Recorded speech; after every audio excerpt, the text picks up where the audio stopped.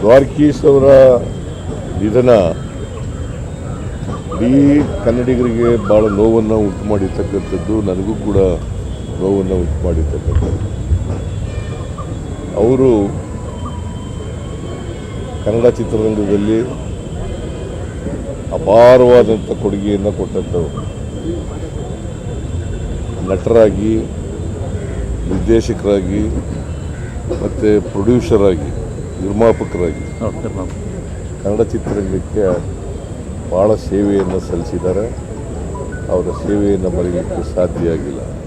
ಮತ್ತು ಹಾಸ್ಯ ನಟರಾಗಿದ್ದದು ಅಷ್ಟೇ ಅಲ್ಲ, ನಾಯಕ ನಟರಾಗೂ ಕೂಡ ಅನೇಕ ಚಿತ್ರಗಳಲ್ಲಿ ಮಾಡಿದರು. ನಾನಂತೂ ರಾಜ್ಕುಮಾರ್ ಮತ್ತು ಇವರ ಜೋಡಿ ಭಾಳ ಚೆನ್ನಾಗಿತ್ತು. ಆಮೇಲೆ ಅಂಬರೀಷ್ ಜೊತೆ ಕೂಡ ಕೆಲಸ ಮಾಡಿದ್ರು ಈ ವಯಸ್ಸಲ್ಲೂ ಚಿತ್ರ. ಆಮೇಲೆ ನಮ್ಮ ಯಾರವರು ವಿಷ್ಣುವರ್ಧನ್ ಅವರ ಚಿತ್ರದಲ್ಲಿ ಪಾಪ ಭಾಳಷ್ಟು ಏಳು ಬೀಳುಗಳನ್ನು ಕಂಡಿದ್ದಾರೆ. ಆದರೂ ಕೂಡ ಅವರು ಕನ್ನಡ ಚಿತ್ರ ನಿರ್ಮಾಣ ಮಾಡ್ತಕ್ಕಂಥದ್ದು, ನಿರ್ದೇಶನ ಮಾಡ್ತಕ್ಕಂಥದ್ದು, ಆಕ್ಟ್ ಮಾಡ್ತಕ್ಕಂಥದ್ದನ್ನು ಬಿಡ್ತಿರಲಿಲ್ಲ. ಅವ್ರು ಎಷ್ಟೇ ಕಷ್ಟಗಳು ಬಂದರೂ ಕೂಡ ಅದನ್ನು ಸಹಿಸಿಕೊಂಡು ಕನ್ನಡ ಚಿತ್ರರಂಗ ಬೆಳೀಲಿಕ್ಕೆ ಭಾಳ ಅಪಾರವಾದಂಥ ಕೊಡುಗೆಯನ್ನು ಕೊಟ್ಟಿರ್ತಕ್ಕಂಥವ್ರು. ಎಲ್ಲಕ್ಕಿಂತ ಮುಖ್ಯವಾಗಿ ನಮ್ಮೂರಿನವರು, ಮೈಸೂರಿನಲ್ಲಿ ಹುಟ್ಟಿದವರು, ಮೈಸೂರಿನಲ್ಲಿ ವಿದ್ಯಾಭ್ಯಾಸ ಮಾಡಿದವರು. ಸೊ ಹಾಗಾಗಿ ಮೈಸೂರಿನವರು. ಸೊ ಮೈಸೂರು ಕಂಡ್ರೆ ಭಾಳ ಪ್ರೇಮ ಇತ್ತು ಅವರಿಗೆ, ಪ್ರೀತಿ ಇತ್ತು. ನಾನು ಅವರು ಒಂದು ಸಾರಿ ಹೆಲಿಕಾಪ್ಟರ್ನಲ್ಲಿ ಮೈಸೂರಿಗೆ ಹೋಗಿದ್ದು, ಬೆಂಗಳೂರಿಂದ ಮೈಸೂರಿಗೆ ಹೋಗಿ ರೇಸ್ ಕೋರ್ಸ್ನಲ್ಲಿ, ಮೈಸೂರಿನ ರೇಸ್ ಕೋರ್ಸ್ನಲ್ಲಿ ಇಳಿದಿದ್ದು. ಸೊ ಉದ್ದಕ್ಕೂ ಅನೇಕ ವಿಚಾರಗಳನ್ನು ಚರ್ಚೆ ಮಾಡ್ಕೊಂಡು ಹೋಗಿದ್ದೆ. ರಾಜಕೀಯ, ಸಿನಿಮಾ ಮತ್ತು ಸಾಮಾಜಿಕ ವಿಚಾರಗಳನ್ನು ಭಾಳಷ್ಟು ಚರ್ಚೆ ಮಾಡಿದ್ದೆ. ಸೊ ಒಬ್ಬ ಕನ್ನಡ ಸೇವೆಯನ್ನು ಮಾಡಿದಂಥ ಅಪರೂಪದ ನಟ ಅಂತೇಳಿ ನಾನು ಭಾವಿಸ್ಕೊಂಡಿದ್ದೇನೆ. ಅವರ ಆತ್ಮಕ್ಕೆ ಚಿರಶಾಂತಿ ದೊರಕಲಿ, ಅವರ ಕುಟುಂಬ ವರ್ಗದವರಿಗೆ ಅವ್ರ ಸಾವಿನ ದುಃಖವನ್ನು ಭರಿಸ್ತಕ್ಕಂಥ ಶಕ್ತಿ ಕೊಡಲಿ ಅಂತೇಳಿ ನಾನು ದೇವರಲ್ಲಿ ಪ್ರಾರ್ಥನೆ. ಅವರು ಹೋದ ನಂತರ ಕೂಡ ಒಂದಷ್ಟು ಮಂದಿಗೆ ಸ್ಫೂರ್ತಿಯಾಗಿದ್ದಾರೆ. ರಾತ್ರಿ ಅವರ 2 ನಯನಗಳನ್ನು ಡಾಕ್ಟರ್ ರಾಜ್ಕುಮಾರ್ 5ನೇ ಇದಕ್ಕೆ ಡೊನೇಟ್ ಮಾಡಿದ್ದಾರೆ. ಆ ಮೂಲಕ ಒಂದು 7-8 ಜನಕ್ಕೆ ದೃಷ್ಟಿಯಾಗುವಂಥ ಮಹತ್ ಕಾರ್ಯ ದೃಷ್ಟಿ ಕೊಡ್ತಕ್ಕಂಥ ಕೆಲಸ ಮಾಡಿರ್ತಕ್ಕಂಥದ್ದು ಭಾಳ ಶ್ಲಾಘನೀಯವಾದ. ಅದನ್ನು ಅವರಿಗೆ ಸತ್ತ ಮೇಲೂ ಕೂಡ ಸಮಾಜಮುಖಿಯಾಗಿ ಕೆಲಸ ಮಾಡದಂಥವ್ರು. ಸೊ ಅಂಥವರನ್ನು ನಾವು ಕಳ್ಕೊಂಡಿದ್ದೀವಿ. ಅದಕ್ಕೆ ಭಾಳ ಮುಖ್ಯವಾಗಿ ಕನ್ನಡ ಚಿತ್ರರಂಗ ಅವರ ಸಾವಿನಿಂದ ಬಡವಾಯಿತು ಅಂತೇಳಿ ಕನ್ನಡ ಚಿತ್ರರಂಗ ಅವರ ನಿಧನದಿಂದ ಭಾಳ ಬಡವಾಯಿತು. ಒಬ್ಬ ಕನ್ನಡ ಪ್ರೇಮಿಯನ್ನು ಕಳ್ಕೊಂಡು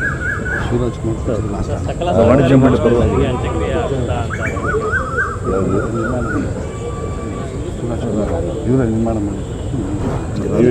ಮಾಡಿದ್ರೆ ವಾಣಿಜ್ಯ ಮಂಡಳಿ ಪರವಾಗಿ ಕೇಳಿದ್ರು. ನೀವು ಬಂದು ಭೇಟಿ ಮಾಡಿ ನನಗೆ ಸೇಮ್ ಡೇ. ಅವರ ಧರ್ಮಪತ್ನಿಯವರು ಕೂಡ ಕಾಲವಾದ್ರಲ್ಲ, ಅದೇ ದಿನ ಅವರು ಕೂಡ ಕಾಲವಾಗಿದ್ದಾರೆ. ಸೊ ಇಬ್ಬರು ಆತ್ಮಕ್ಕೂ ಶಾಂತಿ ದೊರಕಲಿ ಅಂತೇಳಿ ಪ್ರಾರ್ಥನೆ.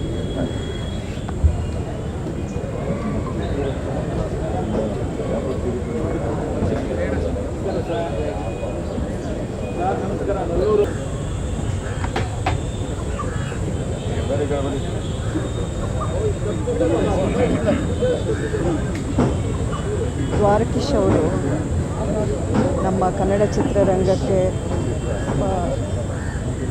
ತುಂಬ ಯಶಸ್ವಿಯ ಒಬ್ಬ ನಟ, ನಿರ್ಮಾಪಕ, ನಿರ್ದೇಶಕ. ನಾನು ಅಂಬರೀಷ್ ಅವ್ರ ಜೊತೆಲಿ ಅವರ ಒಡನಾಟ ಅಥವಾ ಅವರು ಜೈ ಕರ್ನಾಟಕ ಅನ್ನೋ ಒಂದು ಪಿಕ್ಚರಲ್ಲಿ ಅಂಬರೀಷ್ ಅವರು ಆ್ಯಕ್ಟ್ ಮಾಡಿದ್ರು. ಅದನ್ನು ನಿರ್ದೇಶನ ಮಾಡಿದ್ದು ದ್ವಾರಕೀಶ್ ಅವರು. ಅಷ್ಟು ಅಷ್ಟೇ ಅಲ್ಲದೆ ವಿಷ್ಣುವರ್ಧನ್ ಅವ್ರ ಜೊತೆಯಲ್ಲಿ ಅಥವಾ ಅವರ ಮನೆಯಲ್ಲಿ ಹಲವಾರು ಸತಿ ಭೇಟಿ ಮಾಡಿ ಅವರು ಯಾವಾಗಲೂ ಎಲ್ಲರನ್ನೂ ನಗಿಸ್ತಾ ಇರೋರು. ಅವ್ರ ಸಿನಿಮಾದಲ್ಲಿ ಯಾವ ರೀತಿ ಮನರಂಜನೆ ಮಾಡಿದ್ರು ಅದೇ ರೀತಿ ಅವರು ನಿಜ ಜೀವನದಲ್ಲೂ ಎಲ್ಲರನ್ನೂ ನಗಿಸ್ತಾ ತುಂಬಾ ಎಂಟರ್ಟೈನಿಂಗ್ ಆ್ಯಂಡ್ ಹ್ಯಾಪಿ ಪರ್ಸ್ನಾಲಿಟಿ ಆಗಿದ್ದರು. ನಿಜಕ್ಕೂ ಇದು ಕನ್ನಡ ಚಿತ್ರರಂಗಕ್ಕೆ ತುಂಬಲಾರದ ನಷ್ಟ ಅಂತಲೇ ಹೇಳಬೇಕು.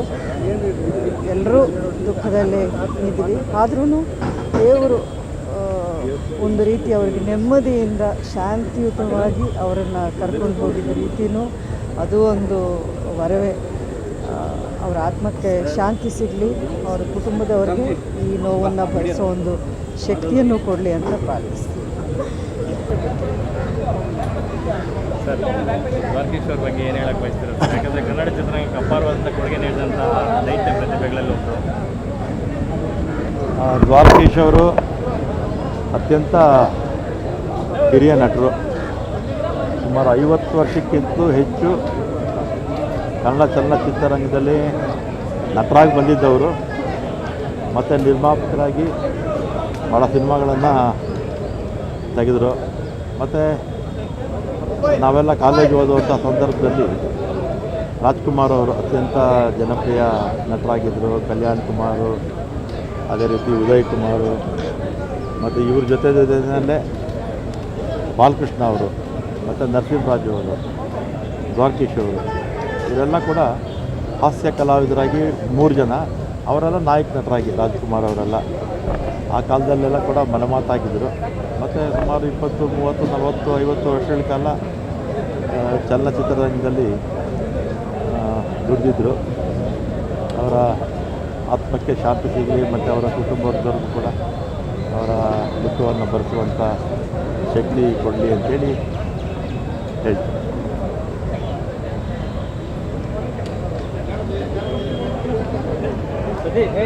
ಮೊದಲು ಚಿತ್ರೀಕರಣ ಮಾಡಿದಂಥ ಒಬ್ಬ ದೊಡ್ಡ ನಿರ್ದೇಶಕರು ಇವತ್ತು ನಮ್ಮನ್ನು ಅಗಲಿದ್ದಾರೆ. ದ್ವಾರಕೀಶ್ ಅವ್ರ ಬಗ್ಗೆ ಇಡೀ ಚಿತ್ರರಂಗ ಎಲ್ರಿಗೂ ಅಭಿಮಾನ. ಅವ್ರ ಮೇಲೆ ಎಲ್ಲರ ಜೊತೆನೂ ನಗುತ್ತಾ ಬೆರೆಯುವಂಥ ಸ್ವಭಾವ. ಇವತ್ತು ಅವ್ರನ್ನ ನಾವು ಕಳ್ಕೊಂಡಿದ್ದೀವಿ. ಅವ್ರ ಕುಟುಂಬ ಮತ್ತು ಅವರೆಲ್ರಿಗೂ ಸಹ ಭಗವಂತ ಒಂದು ಧೈರ್ಯ ತುಂಬುವಂಥ ಕೆಲಸ ಆಗಲಿ. ಭಾಳ ನೋವಿದೆ, ಹೆಚ್ಚಿಗೆ ಮಾತನಾಡೋಕ್ಕೆ ಆಗ್ತಾಯಿಲ್ಲ. ಆಫ್ರಿಕಾದಲ್ಲಿ ಶೀಲಾ ಇರ್ಬೋದು, ಸಿಂಗಾಪುರ್ನಲ್ಲಿ ರಾಜಕುಳ್ಳ ಇರ್ಬೋದು, ಕಿಟ್ಟು ಪುಟ್ಟು ಇರ್ಬೋದು. ಆವತ್ತಿನ ದಿನದಲ್ಲಿ ಕಿಟ್ಟು ಪುಟ್ಟು ಭಾಳ ದೊಡ್ಡ ಹೆಸರು ಮಾಡಿದಂಥ ಚಿತ್ರ ವಿಷ್ಣುವರ್ಧನ್ ಅವರು, ದ್ವಾರಕೀಶ್ ಅವರು. ಅವ್ರ ಆತ್ಮಕ್ಕೆ ಶಾಂತಿ ಸಿಗಲಿ, ಅವ್ರ ಕುಟುಂಬದವ್ರಿಗೆ ಹೆಲ್ಪ್ ಒಳ್ಳೆಯದು.